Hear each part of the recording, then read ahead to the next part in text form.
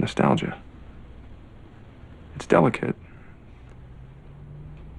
but potent. During my freshman year of college, every single class I took emphasized the importance of diversity in teams and leadership because it leads to innovation, creativity, and better financial outcomes overall. And studies have shown this to be true for nearly a decade now. But this progressive rhetoric abruptly stopped during my senior year, following Trump's re-election and his administration's dedication to dismantling DEI initiatives that led to entire departments being shut down. Almost as quickly as it began, DEI was seen as a threat, despite proving to be effective and profitable. According to ISS Corporate, in 2025, nearly 55% of the more than 400 new directors appointed to the boards of S&P 500 companies through September 24th of this year were white men, the highest it's been since 2017, and directors of color made up 20% of board hires, down from 40% in 2021. Recruiters are claiming prior CEO experience to be top priority, which greatly narrows the candidate pool to those who had access to these positions decades ago, primarily white men. This paired with Trump's anti-DEI initiatives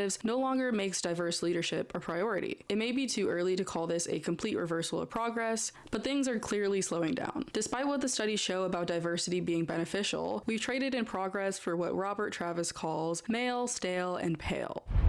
You ate that. But why would we abandon something that works? The reason isn't logical. It was never about good business strategy or merit. It's about something far more powerful and dangerous: our allegiance to the past. The last thing those in power desire is lasting change that would improve the lives of us all. No, what they really desire is stagnancy, a return to the status quo fueled by restorative nostalgia.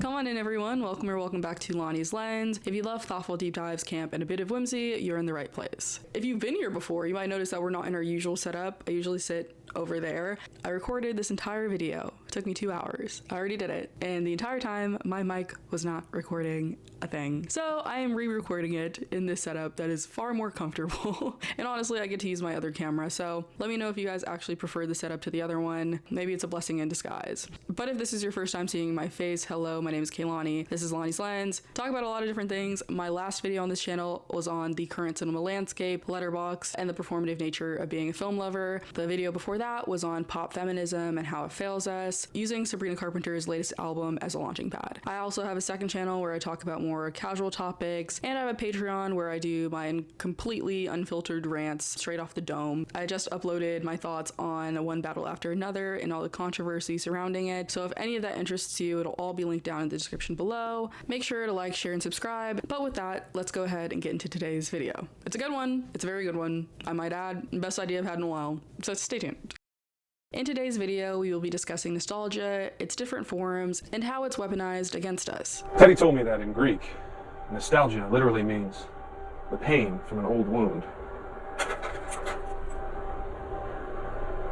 It's a twinge in your heart, far more powerful than memory alone. When we think of nostalgia, it's often thought of with rose-colored glasses. A fond memory of your childhood, a fun mood board for an era you were never a part of. These are the more innocent and fun parts of nostalgia. But what happens when nostalgia becomes a coping mechanism? What happens when it becomes propaganda? Nostalgia is at the core of the human condition, delicate but potent. According to cultural theorist Svetlana Boym, nostalgia is a sentiment of loss and displacement, but it is also a romance with one's own fantasy. The first form, as described by Boym, is restorative nostalgia. It focuses on recreating the idealized past home. Restorative nostalgia, as Boym writes, does not think of itself as nostalgia, but rather as truth and tradition. It's prone to revisionist versions of history, rooted in an idealized past that may have never existed, but it brings temporary comfort. The second form is reflective nostalgia, which focuses on confronting the root of the longing and dissatisfaction in the present. This form of nostalgia focuses on details rather than grand narratives. It's critical and interrogates the past for understanding rather than blissful reminiscing. Due to this more objective approach, it can bring about ethical dilemmas that disturb our nostalgic fantasies and make us uncomfortable. Restorative nostalgia takes itself dead seriously. Reflective nostalgia, on the other hand, can be ironic and humorous. It reveals that longing and critical thinking are not opposed to one another, just as effective memories do not absolve one from compassion, judgment, or critical reflection. Therefore, nostalgia can be a powerful tool for reflection. We can use it to learn from the past and create a better future. But when weaponized and viewed from a restorative lens, it can become dangerous and leave us stagnant, forever in limbo. We can see the effects of restorative nostalgia most clearly today in politics.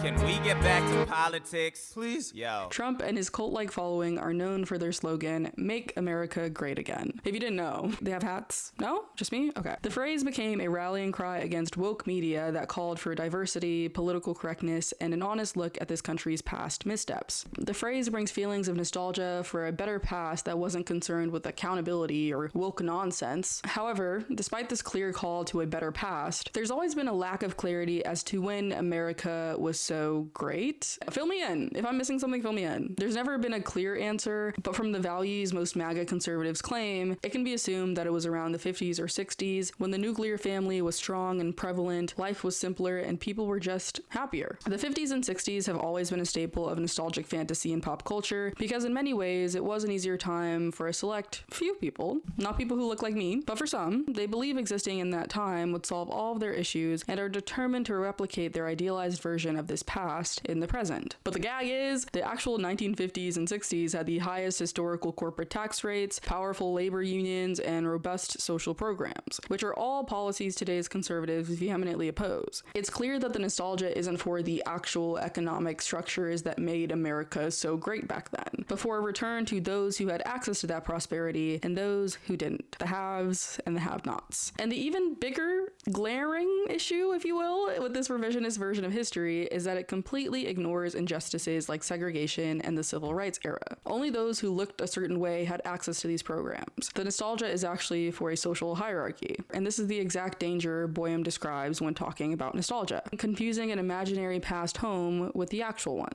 It is the promise to rebuild the ideal home that lies at the core of many powerful ideologies of today, tempting us to relinquish critical thinking for emotional bonding. The danger of nostalgia is that it tends to confuse the actual home with an imaginary one. In extreme cases, it can create a phantom homeland, for the sake of which one is ready to die or kill. Unelected nostalgia breeds monsters, so one has to face it in order not to become its next victim, or the next victimizer. And herein lies the danger of weaponized nostalgia. However insidious, Trump's populist campaigning was brilliant marketing. The phrase, "Make America Great Again," taps into the very real dissatisfaction that everyone is experiencing. Economic anxiety, instability, and a general sense that the system is broken. Because it is. And those feelings are valid. But MAGA only offers a solution that points backwards instead of forwards. This is how restorative nostalgia functions as propaganda. Those in power weaponize it from above, and individual dissatisfaction creates vulnerability for those below. The elites offer simple solutions, a return to the good old days, to people experiencing real pain and frustration. But that solution only serves to maintain existing power structures while keeping everyone else stuck in limbo. The solution is a fantasy. Simply recreating an idealized version of the past will not satisfy us, not individually and certainly not as a collective. But learning from the reality of the past and working together to build something new will. But that requires the kind of diversity that's currently under attack, or to use their language, not a priority at this time. Now that I've laid the framework for my analysis, let's dive into some pop culture case studies because the theme of restorative nostalgia keeps popping up everywhere I look. Coming up, there will be spoilers for The Incredibles, One Battle After Another, and Peacemaker Season 1 and 2. So, let's keep it topical, starting with the 2004 classic, The Incredibles. Who wants the pressure of being super all the time? Sometimes I think I just like the simple life, relax a little and raise a family. The filmmakers likely weren't thinking about DEI when making this film, but hear me out. I'm going to use Bob's storyline as an allegory for privilege that represents the restorative nostalgia that I've been talking about on the individual level. The film opens in the 1950s. We follow Bob on his typical vigilante duties as Mr. Incredible. Along the way, we see him encounter several foils and unexpected incidents that result in injury to civilians and damage to the city. But as viewers, we understand how much worse it would be without his contribution. Feeling accomplished, he rushes off to wed his then girlfriend and fellow superhero, Helen. After this heartwarming scene, we are hit with a montage of all the consequences and repercussions of Mr. Incredible's actions that very night. This starts an avalanche effect where all superheroes are now seen as a liability to the public. As a result, the government enforces a mandate that grants heroes amnesty so long as they take on secret identities and never engage in superhero work again. The film's premise is sympathetic to Bob. He is the main character, and he is being punished for the unintended collateral damage that that comes with trying to help and being a superhero. But let's focus on Bob's response to no longer being a hero.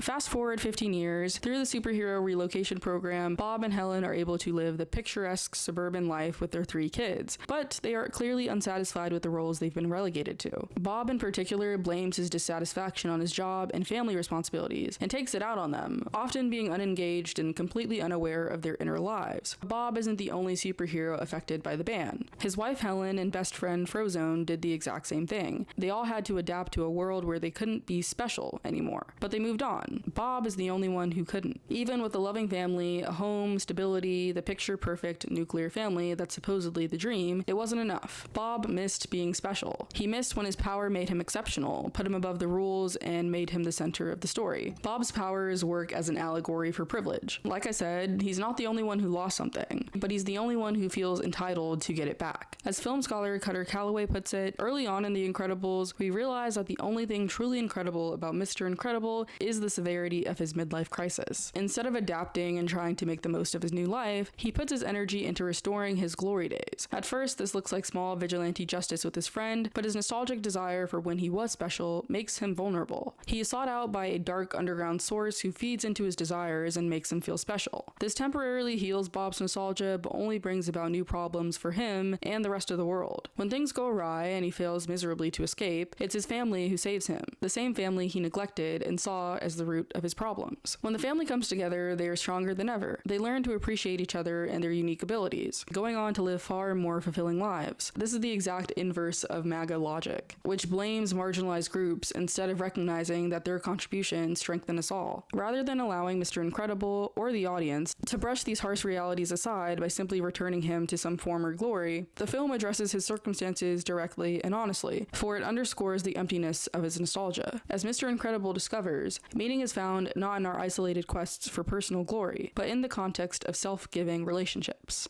Cutter Calloway. Bob's nostalgia wasn't cured by recreating his past and restoring his individual power, but rather by recognizing the power in those around him and coming together to make it a better today. But he had to let go of the fantasy of the past. Bob is never granted a return to his nostalgic glory days, but he gets something even better, a fulfilling and sustainable future where he is not the single shining star, but part of a team where everyone is able to shine. Bob represents how individual nostalgia is exploited. Someone dissatisfied, vulnerable, pulled backward by his own longing. But what happens when that nostalgia isn't just personal anymore? When it becomes organized, deliberate, and weaponized as power?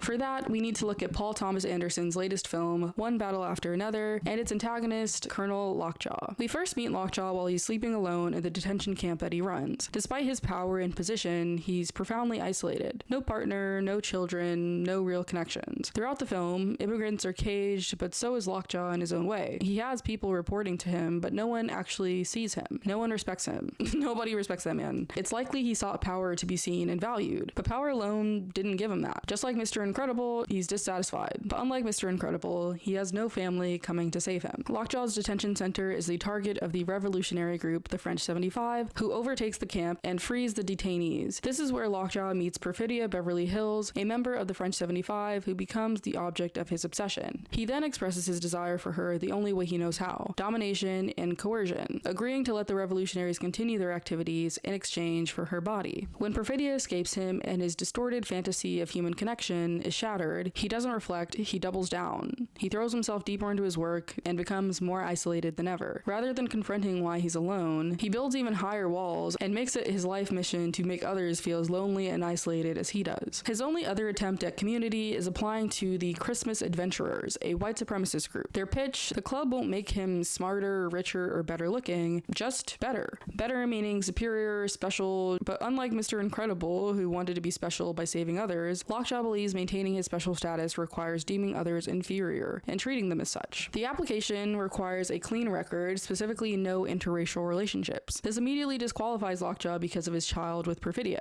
but he lies, then goes on a frenzy to cleanse his past, terrorizing a safe haven full of immigrants as cover to abduct and erase his biracial child. The Christmas Adventurers eventually discover his lie. In their discussion about what to do with him, they dismiss minorities while simultaneously acknowledging their dependence on them. They love their food, praise praise the indigenous bounty hunter skills, but note he's not homegrown, which is exactly what he is. It's kind of in the name. Despite the value these people bring to their lives, they will never be considered truly valuable to these men. Instead, they see them as detrimental to their return to the glory days, when they are actually instrumental to their lives now and to a better, fully liberated future for all. But in that future, they are no longer special. The Christmas adventurers acknowledge this reality, but refuse to give up their superiority, or rather their feeling of superiority. The film juxtaposes the adventurers' false sense of community with the real community Sensei has built with the immigrants he shelters. The adventurers emphasize their prestige and exclusivity, but there's no real warmth or camaraderie between them. They bond only through superiority and their shared disdain of others, even looking down on Lockjaw despite considering him for membership. Lockjaw himself seems emotionally stunted, like a child playing soldier, prone to temper tantrums. Even the name Christmas Adventurers evokes a nostalgic childhood fantasy these aging white men desperately cling to. At the slightest threat, they resort to murderous violence and grandiose force, and it's all because they know how shaky their foundation of superiority really is. Contrast this with Sensei,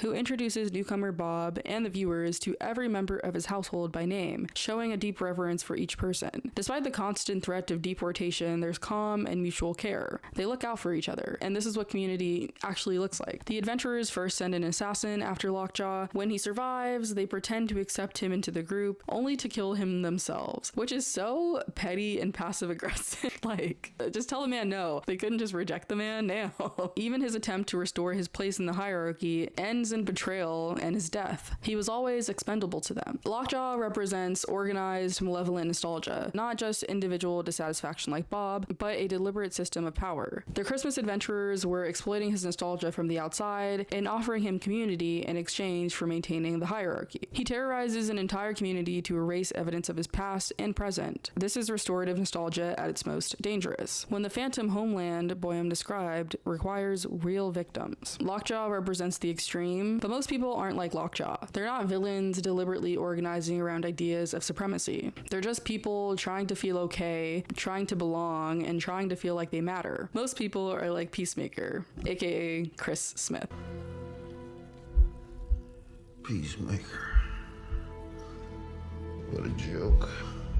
Chris Smith was raised by an abusive white supremacist father and spent his life desperate for his approval. It was all he had after his brother died when they were kids. In season 1, he finally breaks free, kills his father, and finds real friends, particularly his best friend Leota Adebayo, who becomes instrumental in his growth. He saves the world with the help of his team, and he's technically a hero. But when season 2 begins, Chris still feels empty. He's still not highly regarded as the hero he believes he is. He's still searching for something to fill the void. One drunken night, he stumbles into an alternate dimension where his father and brother are both alive, and he's dating the girl of his dreams. It seems too good to be true, because it is. But Chris doesn't ask a single question. He ignores every red flag and jumps headfirst into this world, fully abandoning his old life and friends. When his friends come to save him, they immediately notice something is very wrong. Only white people are visible in this dimension. This is a world where the Axis powers won World War II, and all minorities are kept in labor camps, away from the public eye. Chris has been in this dimension for days and never noticed. Chris isn't hateful, the show has made that clear. He's crude, he's a jerk, but he's never been actively racist despite his upbringing. But that's exactly what makes this so dangerous. Chris is so consumed by his own pain and desire for the life he thinks he deserves that he doesn't notice who's missing. He doesn't ask where Adebayo would be in this world. He doesn't wonder about the labor camps. He just basks in finally feeling loved, respected, and special. He even tells Adebayo he thinks the universe got things wrong and that's where he was supposed to be, completely disregarding their friendship and the fact that he hasn't met her in this other dimension, despite all the value she brings to his life.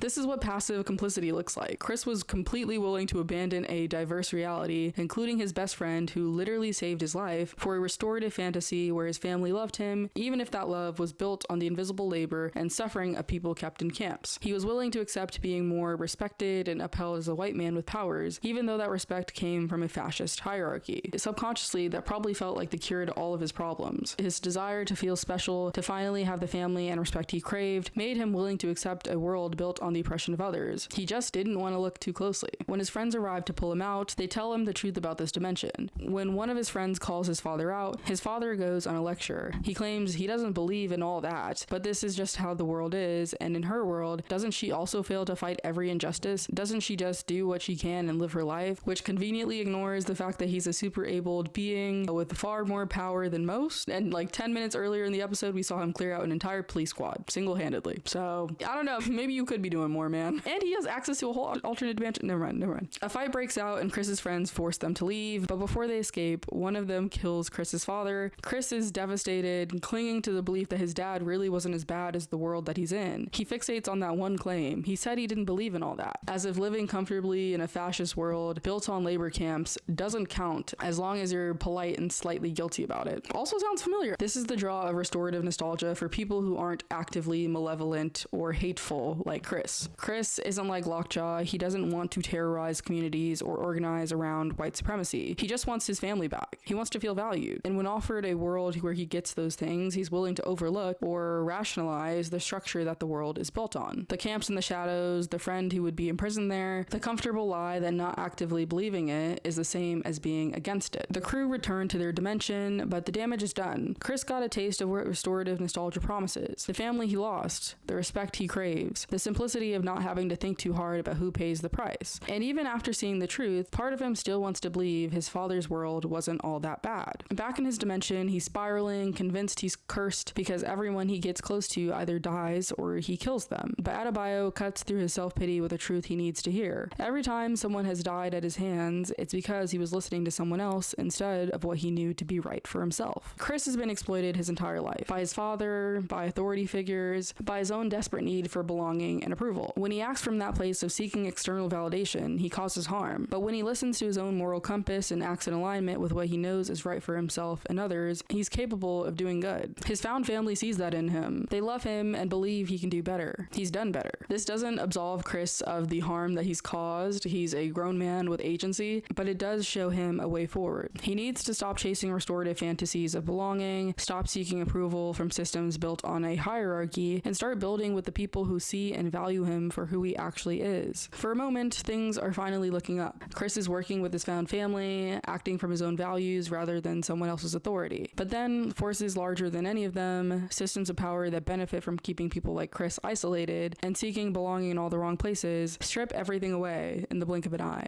Chris's story shows us what we already know. Most people aren't villains. They're vulnerable, dissatisfied, and desperate to belong. And restorative nostalgia preys on that vulnerability. It offers simple answers. Go back to when things were better. Listen to the strong leader. Don't ask too many questions about who's missing or who's suffering. You don't have to be hateful to participate in harm. You just have to be desperate enough to ignore it.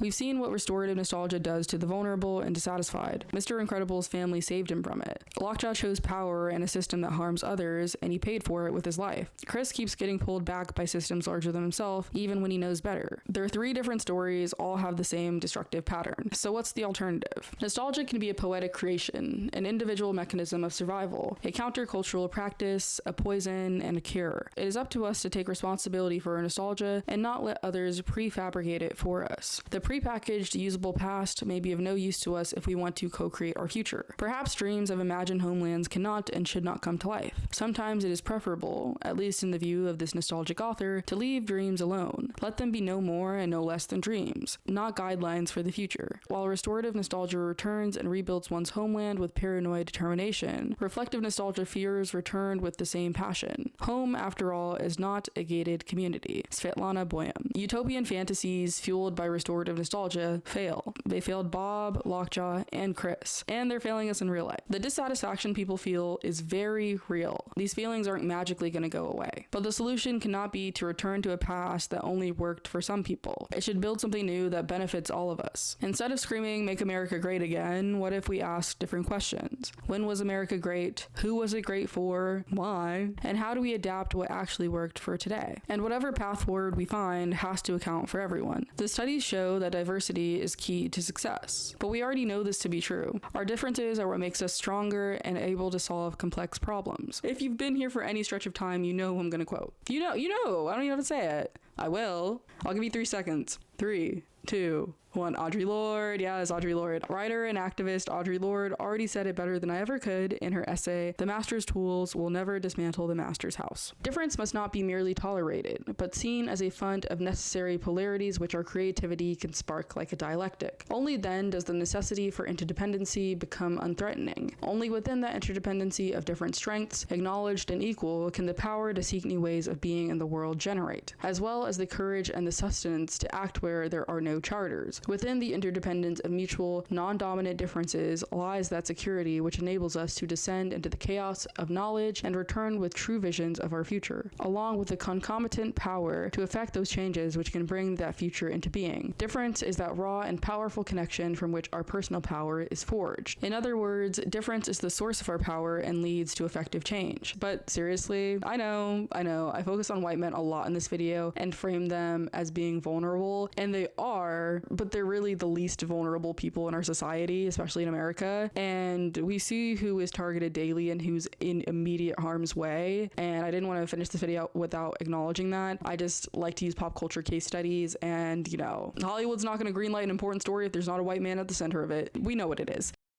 As always, I am just a 22-year-old person trying to connect the dots in this world that we live in. I don't know exactly what it looks like to build reflective nostalgia into our society or into our lives, but I know it starts with recognizing that the past wasn't perfect and that only the people in power benefit from us staying isolated and looking backwards. But I am curious, what does the topic of nostalgia bring up for you? Where do you see restorative nostalgia in your own life? How do we resist it? And how do we move forward? I'd love to know what you think down in the comments below. That's all for today's video. Thank you as always to my lovely patrons, and thank you for watching. Don't forget to check out my second channel and my Patreon for more of my thoughts on one battle after another and season 2 of Peacemaker. I hope to see you there. But with that, thank you all for watching. Bye!